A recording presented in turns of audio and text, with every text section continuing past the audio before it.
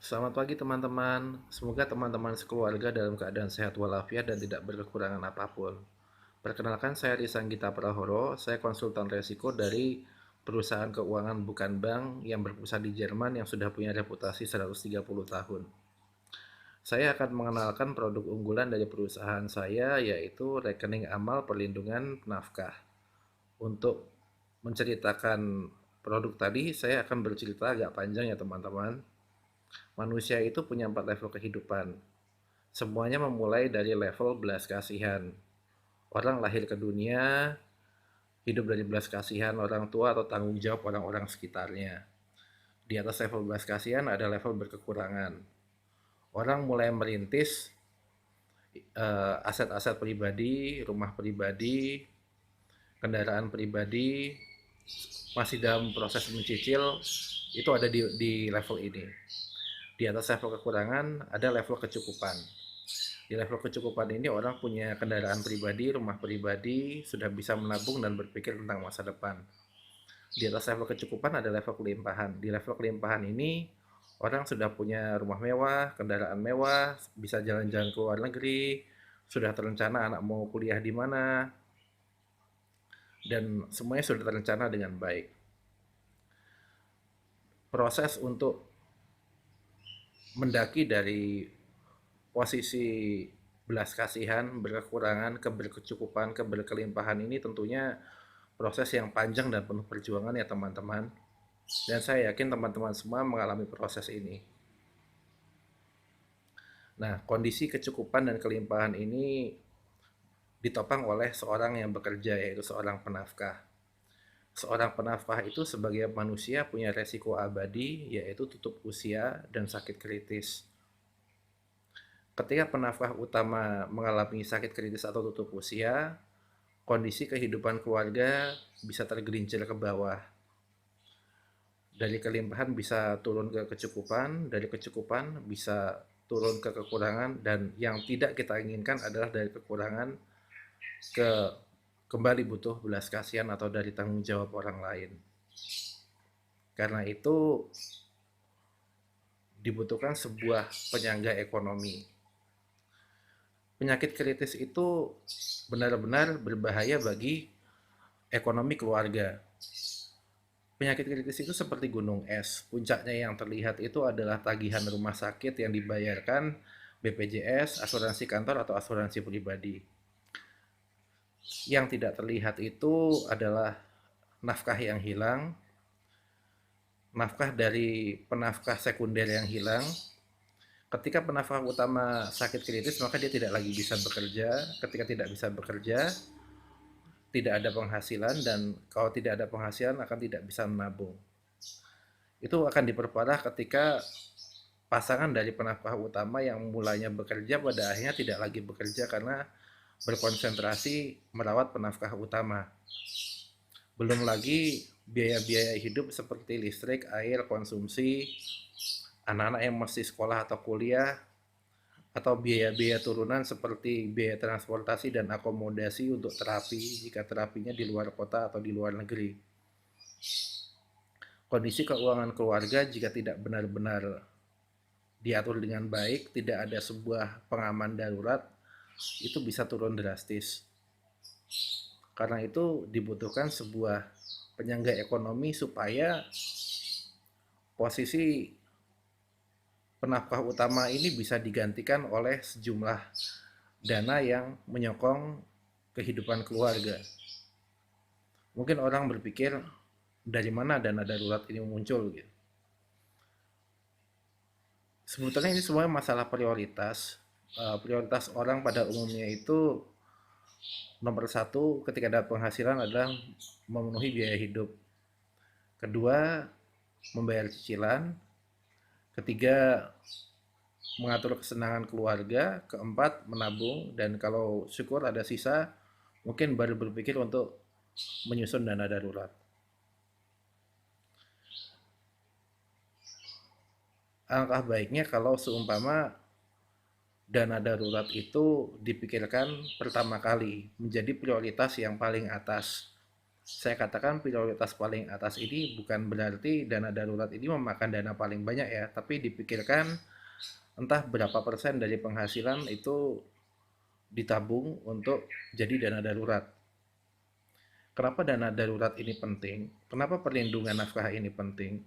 Ketika penafkah utama tidak lagi bisa bekerja, dana darurat ini akan membayarkan biaya hidup, akan membantu melunasi cicilan, menjaga tingkat kualitas hidup keluarga, dan menambah uang tabungan yang nanti bisa dipakai untuk hari depan. Mungkin terpikir berapa jumlah dana darurat atau perlindungan nafkah yang cukup. Mungkin kalau kita bisa pikir paling dekat itu biasanya kalau orang bekerja di perusahaan itu, kalau perusahaannya bagus, jika karyawannya sakit kritis itu perusahaan akan memberikan pesangon sebagai nafkah pengganti. Atau jika karyawannya tutup usia, maka perusahaan akan memberikan santunan uang duka pada keluarga karyawan. Berapa kali gajikah nafkah pengganti atau dana santunan itu? Biasanya, ya taruhlah 1 miliar ya.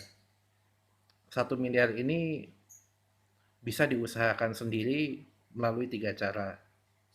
Cara pertama adalah dengan menabungnya. Kalau ada orang menabung 2 juta per bulan, maka dalam 500 bulan akan tercapai 1 miliar atau 42 tahun. Cara kedua itu pinjam di bank. Kalau pinjam di bank itu sudah pasti ada jaminan yang nilainya harus lebih tinggi dari jumlah pinjaman. Belum lagi orang harus membayar bunga selain dari pinjaman pokok.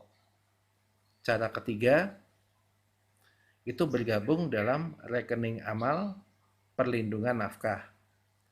Kenapa disebut dengan rekening amal?